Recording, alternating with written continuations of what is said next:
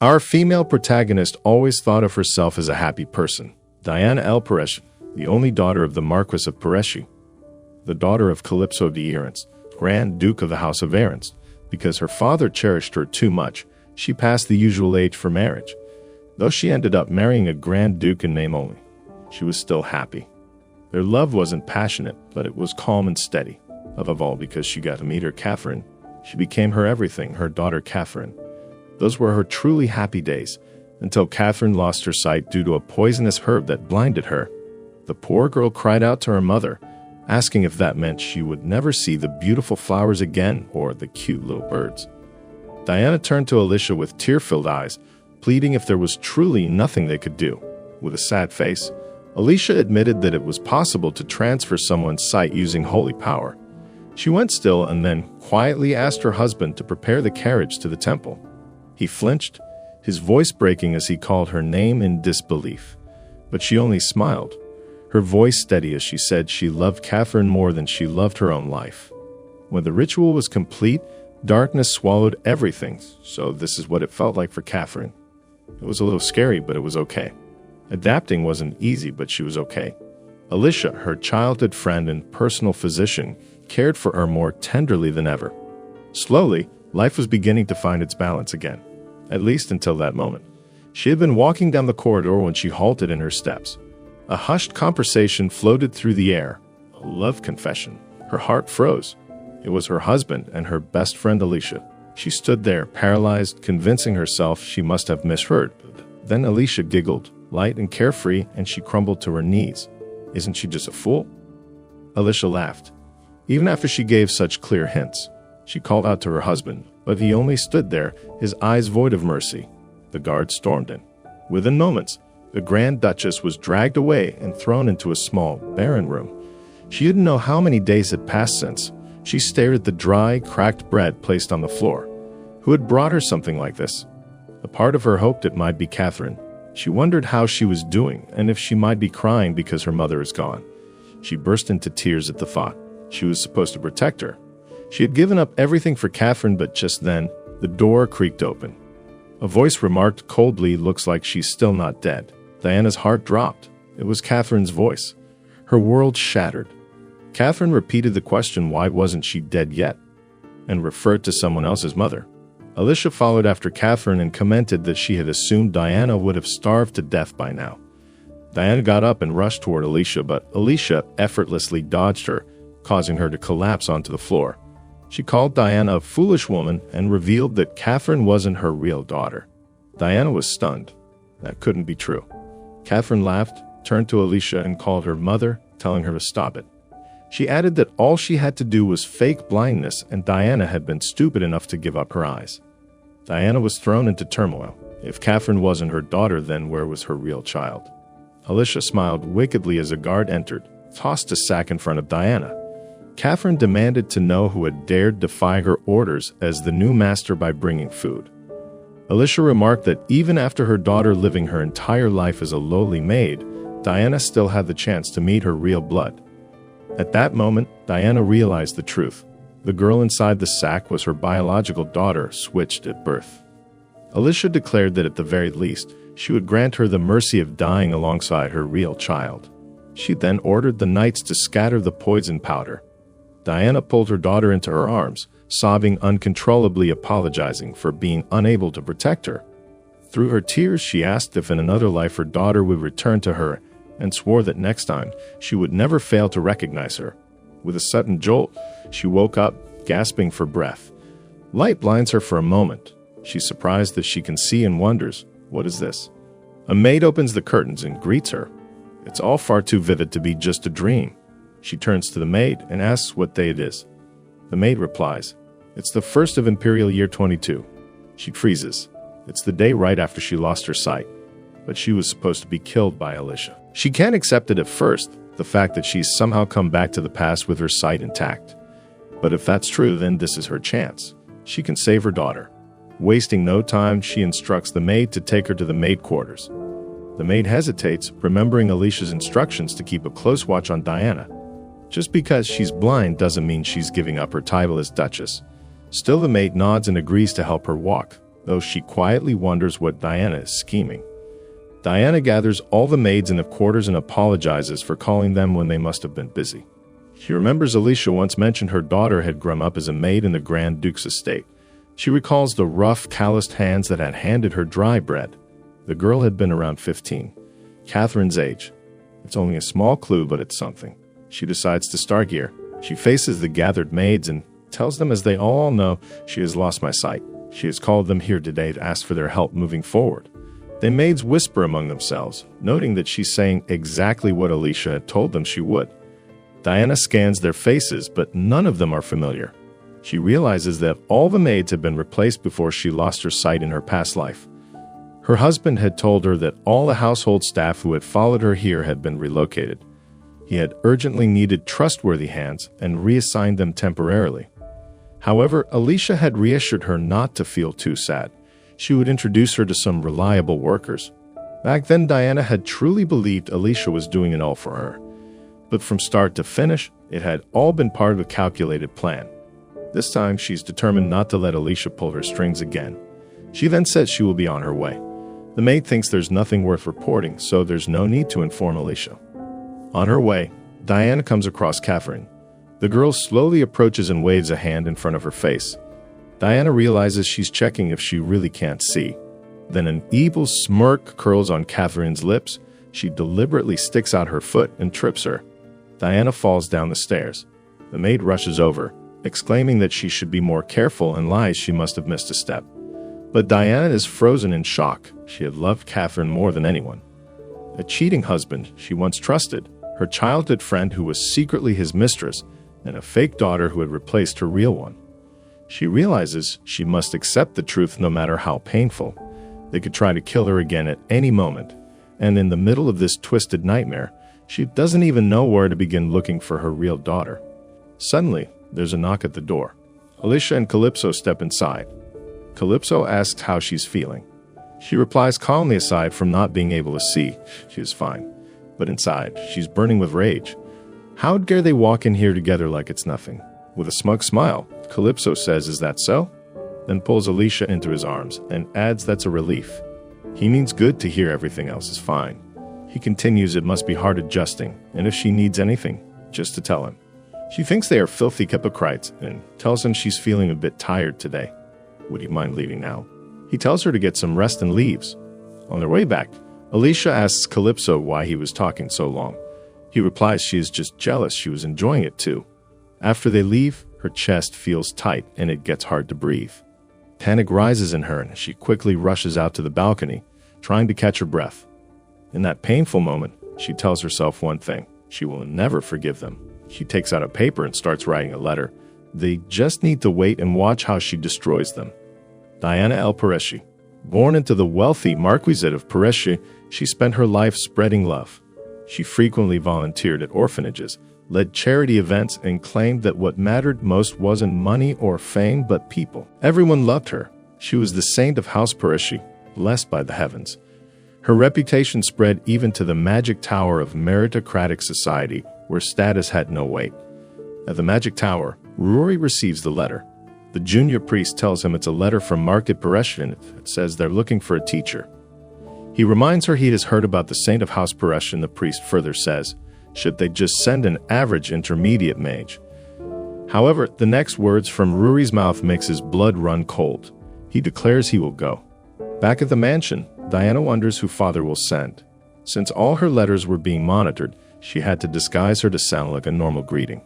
The magic and alchemy she learned as a child came in very handy. She had to give it up because of the future, but now that she thinks about it, she is considering restarting from the basics and building up steadily. She asks, is anyone there? One of the maids outside her room appears. She tells her to inform Alicia and Catherine to come have tea with her right now. When she doesn't react quickly, Diana asks her if she didn't hear. This shocks the maid, and she wonders if she is really the same person from yesterday. Diana demands why isn't she answering? Is she daring to defy the Grand Duchess' command? She blurts out no, and that she will go at once. In the garden, tea is prepared and served. Alicia remarks that unfortunately, Diana can no longer see, but by now, she should be getting used to such things. Alicia Blair Visconti was her most cherished childhood friend. When Diana first heard that Alicia would be joining the estate as her exclusive physician, they were both overjoyed. Foolishly so. Catherine calls her mother and announces her arrival, but Alicia is too absorbed in her own thoughts. How Diana dared to turn her daughter into a maid and her own child into a noble lady. Pretending to be pleased, Diana calls out Catherine's name and rises, intentionally pulling the tablecloth with her. The tea spills and burns Alicia. Catherine shouts that she's hurt. Diana apologizes, claiming she's still not used to her blindness. Alicia, though seething inside, says it's fine, then excuses herself to treat the burn. Diana calmly tells her to go ahead. Left alone with Catherine, she turns to her and says there's something she'd like to ask. She asks if Catherine would assist with her morning routine from now on. Catherine frowns and questions why, pointing out that there are already maids. Diana responds that she wants Catherine to read to her every morning with her canary-like voice. Surely that's not too much to ask. After all, her mother gave her eyes for her. Catherine grits her teeth in anger, then replies, "All right, mother. If she can be of help in any way, she will do it." Diana says then she will wait for her tomorrow morning. On the other hand, Alicia clings to Calypso, complaining that her leg still aches because of that woman. He says it must have hurt a lot and insists on seeing how bad the injury is. She hesitates, asking what he'll do if that woman shows up. However, he assures her not to worry. Diana won't come here, but just a second later she enters. Surprised, he asks what brings her here. He was confident she wouldn't come to his office, always saying she didn't want to disturb him. He begins to wonder if she has noticed something. She sobs and whimpers in front of him, telling him that the maids have been ignoring her, whispering behind her back and calling her the blind Grand Duchess. She says she can't take it anymore and declares that she's going to fire them all. Alicia immediately panics. Diane doesn't even know how much she had to pay to bribe those girls. In a sudden burst of anger, Alicia stands and storms out of the office. Diana stays behind and calmly asks Calypso to reinstate the maids who had come with her when she got married. She reminds him that he had once said he reassigned them only because he needed someone trustworthy. Under pressure, he admits to saying that and agrees to contact the Marquis estate. As he looks into her sorrowful eyes, time seems to pause. He silently warns himself not to get attached to this woman. After all, the only reason he chose the daughter of Marquis Peresci was because his power was second only to the Emperor, nothing more. Luckily, the dim-witted Diana had proven to be more useful than expected. Ever since their marriage, a wave of support had poured in from the Marquis estate. Thanks to that, the Grand Duchy had narrowly avoided bankruptcy. At this pace, he'd have been confident of securing his future. What he hadn't anticipated, however, was that with Marquis Peresci's influence would come his interference as well. He thinks to himself that he cannot allow news of this to reach the Marquis. He asks if summoning just Shane and Milan would be enough. Without hesitation, she throws herself into his arms, thanking him with a sweet voice. But behind her embrace, her eyes are cold as ice. This is only the beginning, she thinks. Later that night, she realizes that not a single person has come to check on her. No one cares that she hasn't eaten all day. Still, she shrugs it off. She's going to dismiss all the maids tomorrow anyway. Before her regression, she went without food for days. This is nothing. She stands and steps out onto the balcony. A sudden gust of wind brushes past her, and she frowns, wondering where it came from so suddenly. Then, out of nowhere, Rory appears. With a calm smile, he declares that his very first disciple turns out to be a beautiful woman. She asks him who he is. He replies that her father sent him, a candidate to become the next master of the Mitch Tower. He adds that this means he'll be her teacher. She thinks to herself that her father is truly hopeless for sending someone like that. He returns the cloth, saying she was wearing it. She tells him she lost her eyesight due to an injury. He responds, "Really? That's strange." She flinches, wondering if mages can't be fooled, but then he says he was only joking. And she thinks he's certainly an unusual person. Still, she's relieved he didn't see through her lie. He places the cloth back over her eyes. She blurts out that she could have done it herself, but thanks him, addressing him as master. He tells her to speak more casually. Then he introduces himself as Rory de Constantine. She says she understands. He proposes weekly lessons at noon and says he'll come to the Grand Duchy to fit her schedule. He adds that since he doesn't walk well, there's no need to send anyone to greet him. He tells her to do whatever is most convenient. She remarks that the rumors were true. Mages really don't bother with formality. He asks if she dislikes that. She says no. In fact, she finds it relaxing and pleasant. She adds that she'll look forward to it. Suddenly, her head aches and she bends down. A voice echoes in her mind, saying it will start everything over from the beginning. Shocked, she wonders what that voice could possibly be. Melaine is crying her eyes out, saying it's absolutely unbelievable. Shane asks how something like this could even happen. Diana admits that it's hard to believe, but everything she just said is true. Shane then asks what she plans to do now. Diana declares that she's going to get revenge on those beasts, no matter what it takes. Melaine suddenly drops to her knees and says it must have been so hard carrying all that burden alone. She reminds Diana that they dedicated their entire lives to serving Her Highness, and begs her to let them help now as well. Diana expresses her gratitude and then asks if she can request a favor from the two of them. The next day, all the maids are gathered together. Diana congratulates them on their new positions at the Grand Duke's residence, starting today. She then asks if everyone received their pouches properly. Encouraging them to open them, she explains that it's their salary for the entire month. As they open the pouches, gasps of shock ripple through the crowd. What's inside looks to be worth at least 3 years' wages. She declares that, as the mistress of the Grand Duke's residence, she promises from this day forward to respect and cherish everyone who has started working here more than anyone else. She says just like the jewels inside their pouches. However, she suddenly stands and crushes one of the jewels beneath her heel. Then, with a sharp gaze, she declares that this only applies as long as they do not overstep their bounds. She warns them not to betray her and to remember that their one and only master is her. As she finishes her speech and heads back, the maids approach her, falling to their knees asking why she abandoned them and what did they ever do wrong. They beg her to take them back. Suddenly, a maid steps in front of her with a sword pointed at her, demanding to know how she dares to lay hands on the Duchess. Yesterday, she had asked Shane to gather new staff for the Grand Duke's residence and to dismiss all the current maids. She also instructed him to find her a knight. Shane suggested requesting one from the Marquis estate, but she wanted someone who wasn't officially registered. A knight she could disguise as a maid and entrust with an important task. Back in the present, she tells her knight in disguise that it's enough.